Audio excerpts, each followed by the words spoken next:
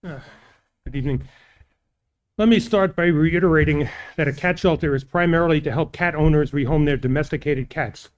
Owners who pass away or become incapacitated often have made no plans for such tragic occurrences. These cats might very well be adopted again with qualified volunteers and employees at a cat shelter.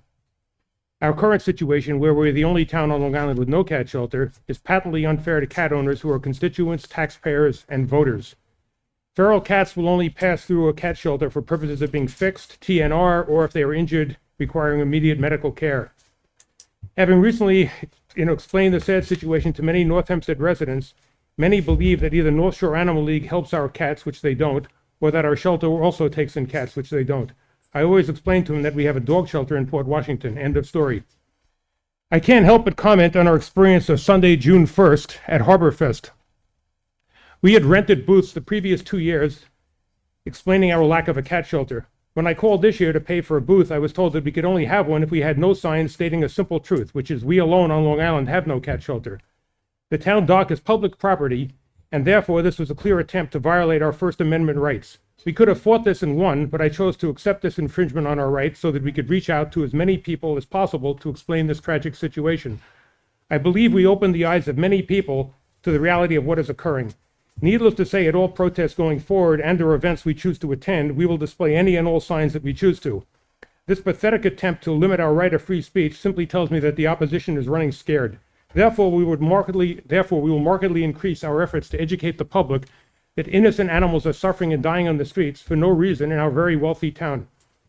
The pathetic excuse that we are only required to take in dogs and not cats is totally lacking in empathy. The many people that we explained your rationale to, Mr. Senator, for the lack of a shelter don't seem to put much stock in that explanation. It is very important to note that North Hempstead financially supports many programs that are not mandated by law. To name a few, the cash program for plantings and the rain barrel program, which incidentally only serve a very small, limited circle of people. Some members of this town board are with us in terms of trying to do the right thing and alleviate the suffering of innocent animals, which I am very grateful for. Animal welfare is not supposed to be political. Unfortunately, Mr. Senator, you are forced advocates to make this political, which I personally guarantee we will relentlessly do between now and November. Thank you. Stuart, you mind coming back? Thank you. I think I missed part of what you said about something that happened on June 1st. At Harborfest. What happened? We were originally told we had rented a booth the last couple of years, and we had our signs that there's no cat shelter here. That's simply stating a fact, just like the world is round. We all acknowledge that fact. Anyway, we were told, and had somebody not really spoken up on our behalf, I questioned whether we would have gotten in at all. We couldn't even display a simple sign that states we are the only town with no cat shelter there. Now, Town of Hempstead public dock, that's public property. That's town property. We could have fought that and won, just like we can go in the street over here. Who told you that? Who told us what? That you couldn't display a The sign. woman that's the head of the Chamber of Commerce. And I don't blame her. She was told that by somebody else. Somebody directed her to do that. I don't think that was her choosing. So they were basically infringing on our rights, but I chose to reach as many people as possible, rather than to fight it, which we could have done, and I had lawyers, we could have done it. It would have been no problem. So I'm just want to make sure I understand. You'd reserved a table at Harborfest? We didn't reserve the table yet. We called up to reserve it, and we were told immediately. It sounded, to tell you the truth, like she was almost waiting for my call. She had the explanation all ready as soon as I called. And we were told that we couldn't go there if we had any sign remotely political. I said, well, that's not political. That's just stating a simple fact.